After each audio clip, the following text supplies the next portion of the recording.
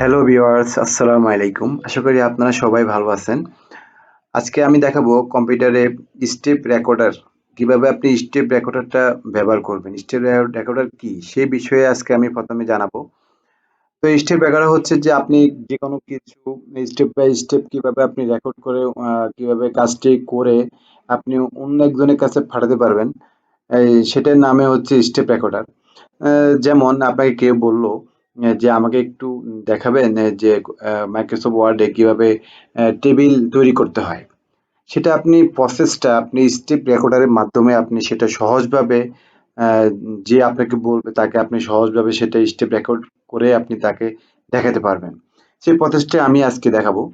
তো আমাদের যে কম্পিউটারে সার্চ এই যে টাইপ হেয়ার টু সার্চ যে অপশনটা আছে ওখানে চলে যাবেন। ওখানে গিয়ে আপনি লিখবেন step recorder STEP step recorder এই যে স্টেপ রেকর্ডার লেখার সাথে, সাথে আমাদের সামনে চলে আসলো স্টেপ রেকর্ডার অ্যাপসটা। তা আপনি এখানে ক্লিক করবেন। ক্লিক করার পরে আপনার সামনে ঠিক এই মেনুটা আপনার সামনে ওপেন হবে। জাস্ট আপনি কি করবেন যে এখানে যে স্টার্ট রেকর্ডটা অন করে দেবেন। অন করে আপনি এটাকে মিনিমাইজ করে দিবেন। এখন আপনি চলে যাবেন মাইক্রোসফট ওয়ার্ডে। আমি অলরেডি মাইক্রোসফট ওয়ার্ড এখানে ফাইল এখানে একটা আ আগেই আমি ওপেন করে করে রেখেছি। তো এখানে আমি ক্লিক করব। মাইক্রোসফট ওয়ার্ডে গিয়ে আমি এখন দেখিয়ে দেব কিভাবে আপনি স্টেপ রেকর্ডার ব্যবহার করে আপনি জাস্ট ইনসাইডে গিয়ে আপনি ইনসাইডে ক্লিক করবেন। ইনসাইডে ক্লিক করে এই যে আপনি টেবিল যে অপশনটা আছে জাস্ট এই টেবিল অপশনে যাবেন। যাওয়ার পরে আপনি এখানে ইনসার্ট যে টেবিলটা আছে এখানে ক্লিক করবেন।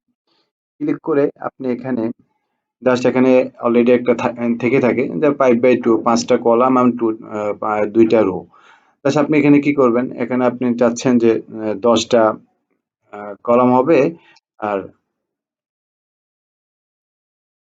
১০ টা রো হবে।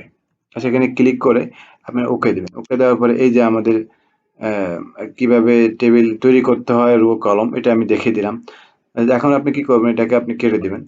আমি এখানে যাচ্ছি না সেভ করতে আপনাকে সেভ করে রাখি। সেভ করে মিনিমাইজ করে দিই। মিনিমাইজ করার পরে আপনি যে রেকর্ডটা যে অন করে দিয়েছেন জাস্ট রেকর্ডে গিয়ে আপনি এখানে স্টপ করে দিবেন।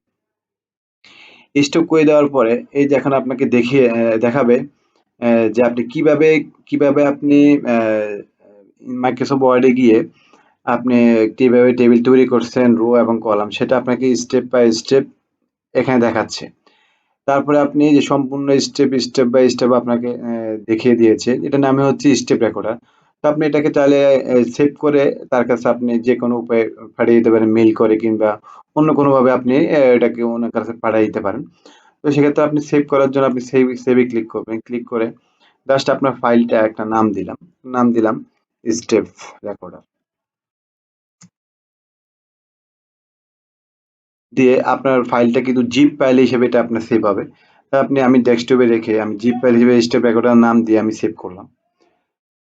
সেভ করার পরে আপনি চলে যাবেন স্টেপ রেকর্ডার যে আপনার আ যে সেভ করছেন সেটা আপনার জিপ ফাইল হিসেবে আপনার ওপেন হয়েছে সেভ হয়েছে। তারপরে আপনি রাইট বাটন ক্লিক করে এটাকে এক্সট্রাক্ট করে নিবেন। এক্সট্রাক্ট হিয়ার করার পরে এই যে আপনার এখানে এক্সট্রাক্ট হিয়ার ক্লিক করে এখানে রাইট বাটন ক্লিক করে আপনি এখানে ওপেনে যাবেন। ওপেনে গিয়ে আপনার এখানে অবশ্যই মাইক্রোসফট ওয়ার্ডে আপনি এখানে এটা আ করে নিবেন। অথবা আপনি যদি মাইক্রোসফট ওয়ার্ডে এখানে আপনার থেকে না থাকে তাহলে আপনি চুজ অ্যানাদার অ্যাপ গেলে আপনি এখানে মাইক্রোসফট ওয়ার্ডটা পেয়ে যাবেন।